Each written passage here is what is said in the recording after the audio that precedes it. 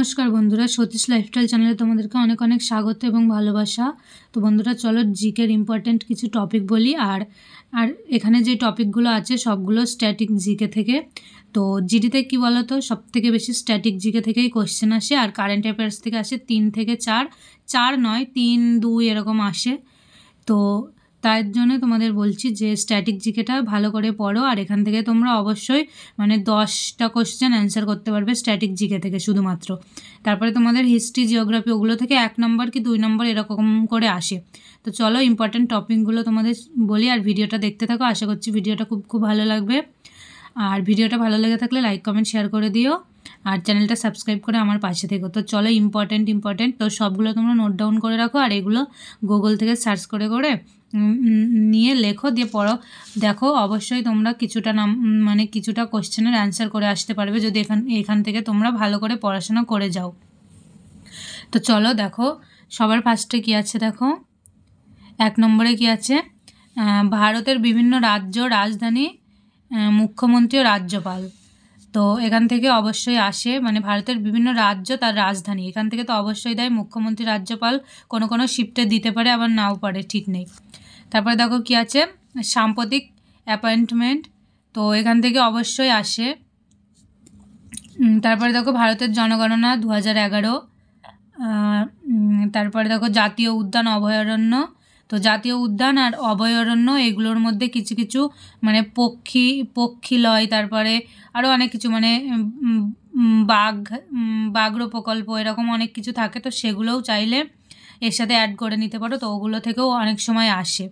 তারপরে দেখো গুরুত্বপূর্ণ হ্রদ, জলপ্রপাত ও বাঁধসমূহ, নদী প্রকল্প, এখান থেকেও আসে। তারপরে ভারতের বিদ্যুৎ কেন্দ্রসমূহ।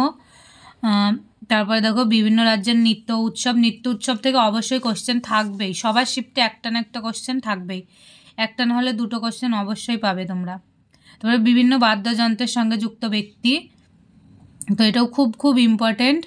আর তারপরে দেখো ভারতের রিজার্ভ ব্যাঙ্ক ও অন্যান্য ব্যাঙ্কসমূহ। তো ব্যাঙ্ক কী বলো তো, ব্যাংকের ব্যাপারে কি থাকে, কবে প্রতিষ্ঠা হয়েছে, তার গভর্নর এখন কি আছে আপাতত, এইগুলো কোশ্চেনগুলো আছে হয়তো। তারপরে দেখো গভর্নর নয়, সিইও হয়তো,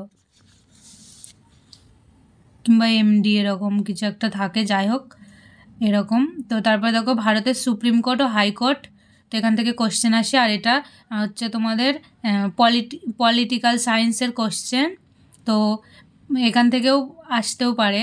তারপরে দেখো ভারতের প্রধান সমুদ্রবন্দর, বিমানবন্দর, তো সমুদ্রবন্দর আর বিমানবন্দরগুলো সবগুলো তোমরা মুখস্থ করে নেবে, আর কোথায় কোথায় অবস্থিত, তাদের কি নাম, সবগুলো মুখস্থ করে নেবে। তারপর দেখো ভারতের প্রথম মহিলাদের তালিকা, তো ভারতের প্রথম মহিলা, তো প্রথম গ্র্যাজুয়েট, তারপরে অনেক কিছু থাকে, প্রথম মুখ্যমন্ত্রী, প্রধানমন্ত্রী, এইগুলো সব কিছু থাকে। তো এইগুলোর থেকে অবশ্যই কোশ্চেন দেখা যায়। তারপরে ভারতের ইউনেস্কো ওয়ার্ল্ড হেরিটেজ সাইট। তারপরে দেখো ভারতের রামসার সাইট, তারপরে আছে ভারতের গুরুত্বপূর্ণ ঐতিহ্যবাহী স্থান, তারপরে ভারতের বৃহত্তম, দীর্ঘতম, সর্বোচ্চ তালিকা, ভারতের নদী তীরবর্তী শহর ও যমজ শহর তালিকা, ভারতের নদী তীরবর্তী শহর ও যমজ শহর তালিকা। তারপরে আছে ভারতের বিভিন্ন গবেষণা কেন্দ্র, তারপরে আছে ভারতের বিভিন্ন গবেষণা কেন্দ্র, যেরকম রিসরাতে কি আছে জানো, মনে নেই, ধানকল এরকম কিছু হয়তো আছে, আমার মনে পড়ছে না ঠিক। তো এরকম অনেক পাবে। ভারত এবং বিশ্বের বিভিন্ন ব্যক্তিত্ব, যেমন প্রধানমন্ত্রী, রাষ্ট্রপতি, তারপরে এরকম আরও যেসব বিভিন্ন ব্যক্তিত্ব আছে, তো তাদের।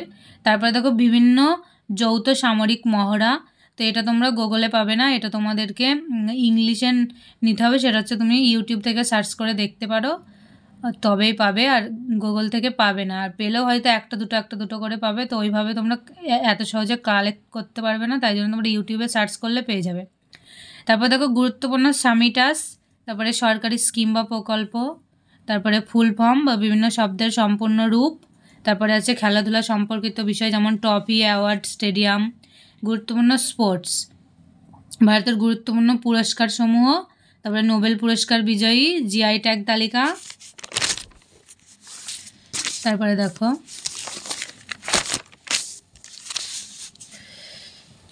তারপর এখানে আছে বিভিন্ন ক্ষেত্রের জনক, কৃষিক্ষেত্রে বিভিন্ন বিপ্লব, তো যেরকম একটা আছে সাদা বিপ্লব মানে শ্বেত বিপ্লব, তো ডিম ডিম ডিমকে হয়তো শ্বেত বিপ্লব বলা হয়। তারপরে যেরকম কী আছে আর হলুদ বিপ্লব, এরকম কিছু একটা আছে, আমি হিন্দিতে পড়েছিলাম তো বাংলাতে ঠিক মনে পড়ছে না। তারপরে দেখো কৃষিক্ষেত্রে বিভিন্ন বিপ্লব, তারপরে বিভিন্ন ক্ষেত্রের জনক, তারপরে আছে বিভিন্ন সম্পর্কিত বিদ্যা, তারপর আছে কম্পিউটার ও প্রযুক্তি সম্পর্কিত ফুল ফর্ম। তো দেখো কম্পিউটার থেকে অবশ্যই কোশ্চেন একটা দুটো আসছেই, একটা তো কোশ্চেন কম্পিউটার থেকে আসেই।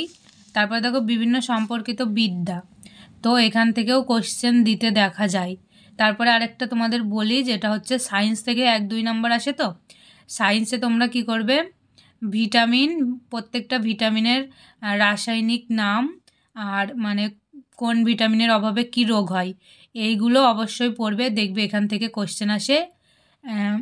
অবশ্যই এইগুলো এখান থেকে আমি দেখেছি কোশ্চেন আসতে, তো আমার এসেছিল ভিটামিন সি, অ্যাসকারবিক অ্যাসিড যেটা বলে, তো ওটা আমার শিফটে এসেছিল আগের বার। তারপরে দেখো বিভিন্ন পারমাণবিক যন্ত্র, তারপরে আছে বিভিন্ন বই এবং লেখক, বই এবং লেখক থেকে অবশ্যই কোশ্চেন আসে। তো দেখো সবার শিফটে এক হবে না, তো তো তোমার শিফটে হয়তো আসতেও পারে, কিন্তু আসতে দেখা যায় বিভিন্ন বই এবং লেখকের। বিখ্যাত ব্যক্তিদের আত্মজীবনীও কোনো কোনো সময় দেয়, আর এই বছরটা আত্মজীবনী নিয়ে এতটা ভাইরাল হয়তো দিতেও পারে। তারপর দেখো গুরুত্বপূর্ণ সীমারেখা থেকে অবশ্যই আসে তো ভারতের যেই সীমারেখাগুলো আছে মানে ভারতের ভিতরে মানে রাজ্যের সাথে রাজ্যের, তো সেখান থেকে আগেরবার আমার এসেছিল ডানকান প্যাসেজ, যেটা হচ্ছে আন্দামান আর নিকোবরের মধ্যে আছে, তো এরকম এসেছিল। তারপরে আমার একটা বন্ধুর আমাদের মানে গল্প করছিল, ওর এসেছিল 7 আরব, তো ওটা ইরানের মধ্যে ছিল। তো এরকম অনেকগুলো আছে, সবগুলো আসে। তারপরে বিভিন্ন সংস্থার সদর দপ্তর, তো বিভিন্ন সংস্থা যেমন ইউনেস্কো, তারপরে ন্যাটো, তারপরে হচ্ছে এফএও হয়তো, এরকম অনেক সংস্থা আছে যেগুলোর সদর দপ্তর সাথে প্রতিষ্ঠার সাল, তো এটাও অবশ্যই ওর সঙ্গে নোট ডাউন করে নেবে, দেখবে অবশ্যই পেয়ে যাবে। তো এর সাথে কিছু কিছু নোট ডাউন করে রাখবে, তোমাদের সে পড়ার ক্ষেত্রে ভালো। আর এবার যেহেতু মানে বাংলাতে এক্সাম হবে, সেহেতু তোমাদের কাট আপটা একটু বেশি যাওয়ার দিকেই হবে, তো তাই জন্যেই বলছি তোমরা সব কিছু ডিটেলসে পড়াশোনা করার চেষ্টা করো। আর এই স্ট্যাটিক জিকেগুলোর থেকে অবশ্যই সব থেকে বেশি কোশ্চেন আসে, মানে তোমাদের 8 থেকে 10টা কোশ্চেন এখান থেকে আসবে। মানে এই যে টপিকগুলো বলছে, এই টপিকগুলো তোমরা যদি পুরোটা তোমরা ফলো করো, যদি পুরো পড়ে যাও, অবশ্যই জিকেতে তোমরা 8 থেকে 10টা কোশ্চেন করে আসতে পারবে। তারপরে দেখো বিভিন্ন আবিষ্কার ও আবিষ্কারক তালিকা, তো এটা তোমরা বেশিরভাগ জীবনবিজ্ঞান ভৌতবিজ্ঞান থেকে পাবে। আর জীবনবিজ্ঞান মানে বিজ্ঞান থেকে যে একটা কি দুটো কোশ্চেন আসে, তো তোমরা এখানে কিছু কিছু আমি টপিক রেখেছি যেগুলো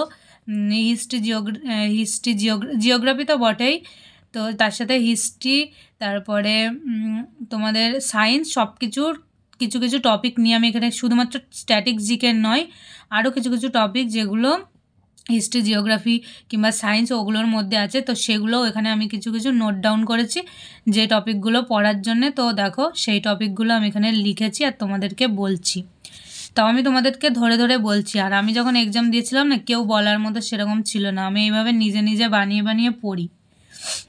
তারপরে দেখো বিভিন্ন গুরুত্বপূর্ণ দিবস ও থিম, তো বিভিন্ন গুরুত্বপূর্ণ দিবস, আর দেখো থিমগুলো হয়তো সবসময় পাবে না তুমি, দিবসগুলো মনে রাখবে, থিম সবসময় দেয় না, দিলেও কীরকম বলো তো 23 সালে কী কী থিম হয়েছে সেটা শুধু দেখে নেবে, তার থেকে বেশি দেখবে না। আর যেটা হচ্ছে 24 সালে যেহেতু ফেব্রুয়ারিতে এক্সাম, তো 24 সালের ফেব্রুয়ারি অবধি তোমরা কী কী থিম হচ্ছে সেগুলো একটু নজর রাখবে, কারণ ওখান থেকে হয়তো দিতেও পারে আবার নাও দিতে পারে, অতটা বেশি ইম্পর্টেন্ট নয়, তোমরা দিবসগুলো মনে রাখলেই হবে। তারপরে কোন ক্ষেত্রে কি পুরস্কার দেওয়া হয়, দেখো কোন ক্ষেত্রে কি পুরস্কার দেওয়া হয়, এটা এটা এখান থেকে অবশ্যই কোশ্চেন দেয়। আর আগেরবার কারেন্ট অ্যাফেয়ার্স থেকে ঠিক এখান থেকেই দিয়েছিল, যেটা হচ্ছে আমার ঠিক মনে পড়ছে না, যাই হোক কোনো একটা ক্ষেত্রে মানে পুরস্কার, যেটা হচ্ছে ব্রোঞ্জ জিতে এনেছিল ভারত। আর নামটা ছিল মনে আসছে না, অভিনব বিন্দা, যাই হোক কোনো কিছু একটা হবে। তো আমার অ্যান্সারটা মনে আছে, সেটা হচ্ছে অ্যান্সার করতে হয়েছিল অভিনব বিন্দা। তো ওই কোয়েশ্চেনটা আমি ঠিক বলতে পারছি না, তো ওটা এসেছিলো আমার শিফটে। তারপরে দেখো বাংলা সাহিত্যের বিভিন্ন সাহিত্যিক ও তাদের ছদ্মনাম। বাংলা সাহিত্যের বিভিন্ন সাহিত্যিক এবং তাদের ছদ্মনামগুলো অবশ্যই এখান থেকে দেয়। আর আমার এখান থেকে দিয়েছিল যেটা হচ্ছে হুতুম প্যাঁচার নকশা, হুতুম প্যাঁচার হুতুম প্যাঁচার নকশা না, যাই হোক কোনো একটা দিয়েছিল, যেটা হচ্ছে কালীপ্রসন্ন, এরকম কোনো একটা নাম ছিল, আমার মনে আসছে না ঠিক। তো তোমরা দেখবে যখন পড়বে পেয়ে যাবে। তো আমি এগুলো এখনও পড়িনি, অনেক দিন পড়িনি বলে ভুলে গেছি। তো ওইটা আমার এসেছিল শিফটে। তারপর দেখো বিভিন্ন লেখক ও তাদের রচনাবলী। বিভিন্ন লেখক এবং তাদের রচনাবলী তোমরা ছোটোবেলার থেকেই হিস্ট্রিতে পড়ে এসেছো, এটা অনেকটা তোমাদের হিস্ট্রির কোশ্চেন। তারপরে দেখো বিভিন্ন চরিত্র তাদের স্রষ্টা। বিভিন্ন চরিত্র যেরকম ফেলুদা, তারপরে আরও আছে প্রফেসর শঙ্কু, এরকম অনেক চরিত্র আছে যেগুলো স্রষ্টা যারা, তো সেইগুলো।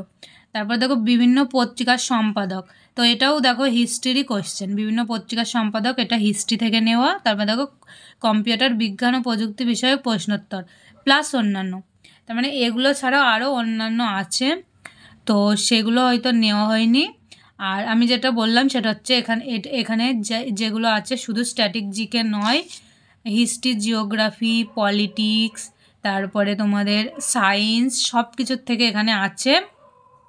তবুও তোমাদের আরও কিছু কিছু হিস্ট্রির, যেটা তোমরা মুঘল বংশ, তো তুমি যদি এসএসসির প্রিভিয়াস ইয়ার সলভ করো তাহলে তোমরা দেখবে মুঘল বংশ থেকে কোনো না কোনো কোশ্চেন অবশ্যই আছে, কারণ এসএসসির জানি না কেন মুঘল বংশটা খুব পছন্দ, আর মুঘল বংশ থেকে অবশ্যই কোনো না কোনো কোশ্চেন দেয়, এরকম মানে দেবেই কোনো না কোনো কোশ্চেন এরকম, মানে প্রতিটা শিফটে তুমি মুঘল বংশটা একটু দেখে যাবে, আর ওখান থেকে অবশ্যই কেউ না কেউ তো পাবেই, মানে আমার যারা যারা ভিডিও দেখো তাদের মধ্যে কেউ না কেউ অবশ্যই পাবে, দেখে নিও, তোমরা মিলিয়ে নিও। আমি দেখেছি মুঘল বংশ থেকে কোশ্চেন দেয়। আর এটা হচ্ছে একটা ইউটিউব চ্যানেলের, আমি যখন ভিডিও দেখতাম তো ওই দাদাটা আমাকে বলেছিল যে তুমি মুঘল বংশটা দেখে যাবে, ওখান থেকে 1 নম্বর অবশ্যই আসবে। তো হিস্ট্রি থেকে আমি দেখেছিলাম, ওনার কথাটা শুনেছিলাম, তো 1 নম্বর অবশ্যই ছিল মুঘল বংশতে। তো সবার ক্ষেত্রে আসবে কিনা জানি না। তো তোমাদের বললাম যে আমার কোথায় কোথায় থেকে কোশ্চেন এসেছিলো, 2-1টা যেখান থেকে এসেছিলো আমি তোমাদেরকে বলার চেষ্টা করলাম। আর একটা এসেছিল মনে আছে, যেটা হচ্ছে ভারতের বৃহত্তম বাঁধ, বৃহত্তম, তো বৃহত্তম বাঁধটা এসেছিল। তারপরে আরও কিছু কিছু এসেছিল, আর হচ্ছে জাপানের পূর্ব নাম, তো জাপানের পূর্ব নামটা এসেছিল, যেটা হচ্ছে নিপ্পন।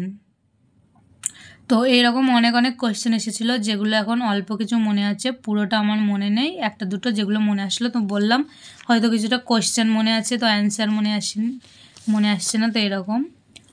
তো সেই অনুযায়ী তোমরা পড়ো, আর যেগুলো, তো এগুলো অতটা বেশি কঠিন নয়, তোমরা একটুখানি পড়ো, দেখো খুব তাড়াতাড়ি মানে পড়া হয়ে যাবে আর ভালো। আর তোমরা যখন পড়তে যাবে দেখবে বেশিরভাগই তোমরা জানো, কারণ তোমরা হয়তো কোথাও না কোথাও যেসব জিকে পড়েছো সেখানে অবশ্যই পেয়েছো। তো আর বেশি বড় করব না ভিডিওটা, তোমরা এই টপিকগুলো নোট ডাউন করে পড়ার চেষ্টা করো, দেখবে অনেকটা পেরে যাবে। আর একটা দাদা বলেছে তুমি কি এইসব বিষয়ে কোচিং করো, সেটাই বললাম না, আমি এইসব বিষয়ে কোচিং করি না, আমি জাস্ট ম্যাথের জন্য কোচিং করি, কারণ আমি ম্যাথে খুব দুর্বল, তো সেই জন্য। তো আমি অন্য কোনো হিন্দি, জিকে, তারপরে রিজনিং, ওসব কোনো কিছুর জন্য কোচিং করি না, ম্যাথে একটু দুর্বল তাই জন্যই করি। তো ভিডিওটা তোমাদের কেমন লাগলো সেটা কমেন্ট করে জানিও, আর কি জানতে চাও তোমরা ভিডিওর কমেন্ট বক্সে কমেন্ট করো। তো তোমরা আগে যারা কমেন্ট করেছো আমি তাদের রিপ্লাই দিতে পারিনি, তার কারণ আমি একটু ব্যস্ত ছিলাম এই কদিন, তো আজকে দেওয়ার চেষ্টা করব। আর তোমাদের কি ভিডিও লাগবে সেটা তোমরা কমেন্ট বক্সে কমেন্ট করো। আর একটা হ্যাঁ, কালকে তোমাদের আমি ওই ভিডিওটা দেবো যে ম্যাথের থেকে তোমরা যাই হোক 2 থেকে 4-5 এরকম 4-5টা কোশ্চেন কীভাবে করতে পারবে, মানে কোন চ্যাপ্টারগুলো তোমরা কভার করলে 4-5 মতো নাম্বার করতে পারবে, কিংবা 5-6 যাই হোক এরকম নাম্বার করতে পারবে। তো সেটা নিয়ে আমি তোমাদেরকে ভিডিও মানে দেব। তো আজকের মতো এই পর্যন্তই। অনেক অনেক ভালো থেকো, সুস্থ থেকো, আর প্রিপারেশন চালিয়ে যাও। এবার মানে তোমাদেরকে পাস করতে হবে এরকম একটা মনোবৃত্তি নিয়ে পড়াশোনা করো। তো আজকের মতো রাখছি, বাই, ভালো থেকো।